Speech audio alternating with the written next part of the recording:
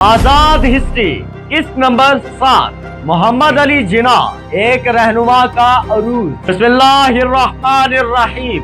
अस्सलामुअलैकुम। मैं हूं आपका मेजबान समीउल्लाह। आप देख रहे हैं आजाद हिस्ट्री सिर्फ आजाद न्यूज HD पर। गुज़िश्ता किस्त में हमने देखा कि ऑल इंडिया मुस्लिम लीग कैसे वजूद में आई और मुसलमानों को एक सियासी प्लेटफॉर्म मिला, लेकिन हर तहरीक को एक ऐसे रहनुमा की जरूरत होती है जो सिर्फ सियासत ना करे बल्कि तारीख का रुख बदल दे। आज की किस्त एक ऐसी शख्सियत के नाम है जिन्हें दुनिया कायदे आज़म मोहम्मद अली जिना के नाम से जानती है। कराची में एक नई सुबह 25 दिसंबर 1876 कराची के एक कारोबारी घराने में एक बच्चे ने आंख खोली। किसी को मालूम ना था कि यही बच्चा एक दिन बड़े सगीर के करोड़ों मुसलमानों की क़यादत करेगा और दुनिया के नक्शे पर एक नई रियासत के क़याम में मरकजी किरदार अदा करेगा।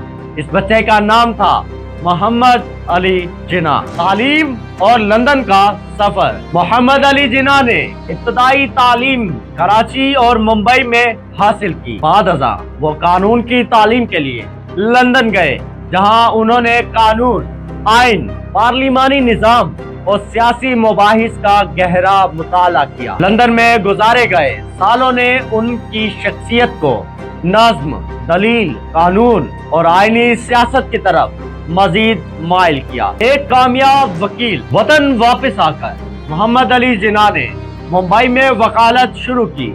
जल्द ही वो अपने मजबूत दलाइल, गैर मामूली तैयारी और असूली मौक़िफ़ की वजह से मुमताज वकील बनकर सामने आए। वो अदालत में जज्बात से ज्यादा कानून की जुबान बोलते थे।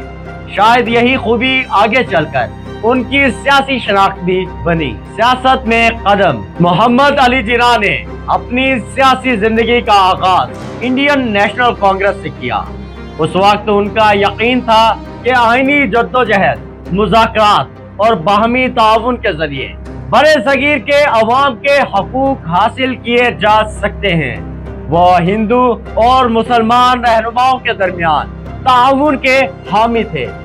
इसी वजह से बाद में बाज़ मुआसिर रहनुमाओं ने उन्हें हिंदू मुस्लिम इत्तेहाद का सफीर भी करार दिया। मुस्लिम लीग से वाबस्तगी। चंद बरस बाद मोहम्मद अली जिना मुस्लिम लीग से भी वाबस्ता हुए। इब्तदाई दौर में वो दोनों जमातों के दरमियान मुकालमे और सियासी ताउन के ख्वाहां थे। 1916 का लखनऊ मुआहिदा इस दौर की एक अहम मिसाल था, जहां कांग्रेस और मुस्लिम लीग ने कई आईनी नकात पर मुश्तरका इत्तफाक किया। इस मुआहिदे को उस जमाने में दोनों जमातों के दरमियान ताउन की एक बड़ी कामयाबी समझा गया। बदलते हुए हालात। लेकिन वक्त के साथ हालात बदलने लगे।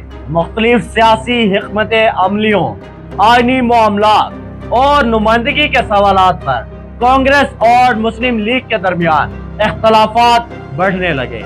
मोहम्मद अली जिना को महसूस होने लगा कि मुसलमानों के सियासी हकूक और तहफ़्फ़ुज़ के लिए ज्यादा मौसर और मुनज़्ज़म नुमाइंदगी जरूरी है। ये तब्दीली अचानक नहीं आई, बल्कि कई बरसों के तजुर्बात, मुज़ाकरात और सियासी वाक़यात का नतीजा थी। एक कायद की तश्कील। मोहम्मद अली जिना की शख्सियत की सबसे नुमाया ख़ुसूसियत उनका नज़्म व ज़ब्त, दयानत, आइन पसंदी और कानून पर यकीन था। वो जलसों में बुलंद आवाज से कम और मजबूत दलाइल से ज्यादा बात करते थे।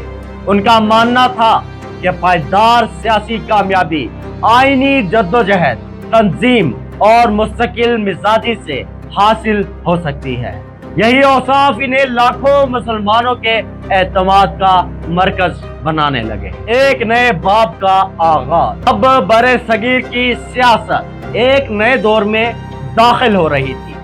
मुसलमानों के सियासी मुतालबात ज्यादा वाज़ेह होते जा रहे थे और मोहम्मद अली जिना एक ऐसे रहनुमा के तौर पर उभर रहे थे जिनकी आवाज को नजरअंदाज करना मुमकिन नहीं रहा था। आज हमने मोहम्मद अली जिना की इब्तदाई जिंदगी और सियासी सफर का आगाज देखा لیکن ابھی وہ وقت آنا باقی ہے جب وہ پوری قوم کے قائد بنیں گے۔ اگلی قسط میں ہم ایک اور عظیم مفکر، شاعر اور فلسفی کی زندگی کا جائزہ لیں گے۔